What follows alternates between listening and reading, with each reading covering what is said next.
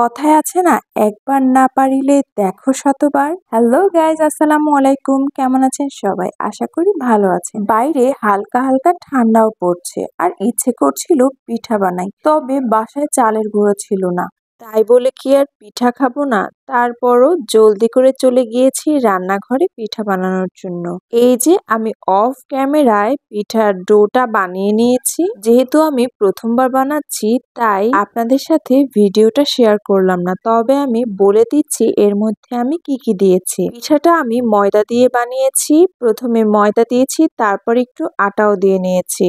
আর এর মধ্যে আমি গুড় দিয়েছি মিষ্টির জন্য, তবে আপনারা চাইলে চিনিও দিতে পারেন। তবে গুড় দিয়ে পিঠা বানালে স্বাদটা একটু বেশি পাওয়া যায়। আর একটা ডিম দিয়েছি, একটু লবণ আর জাল করা একটু গরুর দুধ দিয়ে নিয়েছি।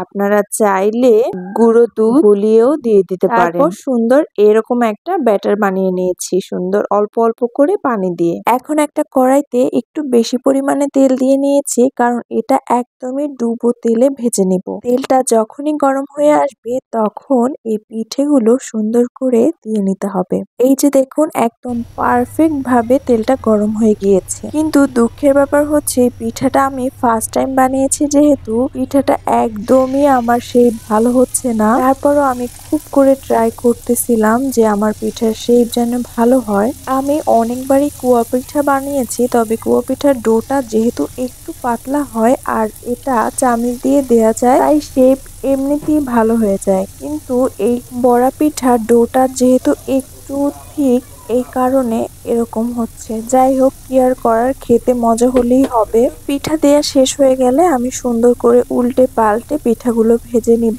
বাদামি রং আসা পর্যন্ত আমার সুন্দর করে পিঠাগুলোকে ভেজে নিতে হবে। এই যে আমার পিঠাগুলো ভাজা হয়ে গিয়েছে, কিন্তু দেখুন পিঠার একদম পুরো লেজ বের হয়ে গিয়েছে, মাথা বের হয়ে গিয়েছে। তো পিঠার শেপ একদমই ভালো হয়নি।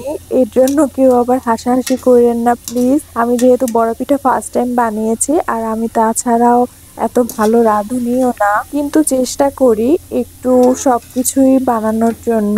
যাই হোক, তেল ঝরিয়ে আমি সুন্দর করে পিঠাগুলো এবার উঠিয়ে নেব। তো তারপরে মাইমার পাপা এসে বলল, তুমি একটু চামচ দিয়ে ট্রাই করো। এদিকে আমি চামচ দিয়েও ট্রাই করছি, তাও হচ্ছে না। প্রথমবারে মোটামুটি ভালোই হয়েছে, কিন্তু চামচ দিয়ে দেওয়ার পরও কেমন জানি মানে সরে সরে যাচ্ছিল। তো চিন্তা করলাম চামচের থেকে হাত দিয়ে দেওয়াটাই ভালো।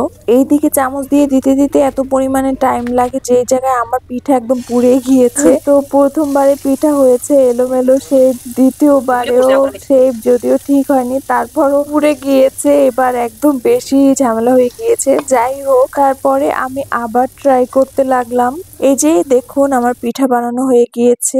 আর এই যে আমার পিঠার শেপ এক একটা হচ্ছে এক এক রকমের হয়েছে। তো আজকে শেপ যেরকমের হোক, পিঠার মাশাআল্লাহ খেতে অনেক বেশি ভালো হয়েছে।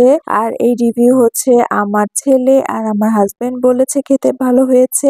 এর মানে আলহামদুলিল্লাহ, যাদের জন্য আমি বানিয়েছি তারা যেহেতু খেতে ভালো হয়েছে বলেছে, তাহলে আমার কষ্টটা বৃথা যায়নি। তারপরও আমি অন্যদিন আবার সুন্দর করে ট্রাই করব, পিঠার শেপটা যেন একটু ঠিক হয়ে যায়। যাই হোক, আলহামদুলিল্লাহ পিঠা খেতে মজা হয়েছে, এটাই বড় ব্যাপার। আজ এ পর্যন্তই। ভিডিওটা ভালো লাগলে লাইক কমেন্ট শেয়ার করে পাশে থাকবেন। আজ এ পর্যন্তই, আল্লাহ হাফেজ। রিভিউ দাও, কেমন হয়েছে? মিষ্টি দারুণ। মিষ্টি দারুণ।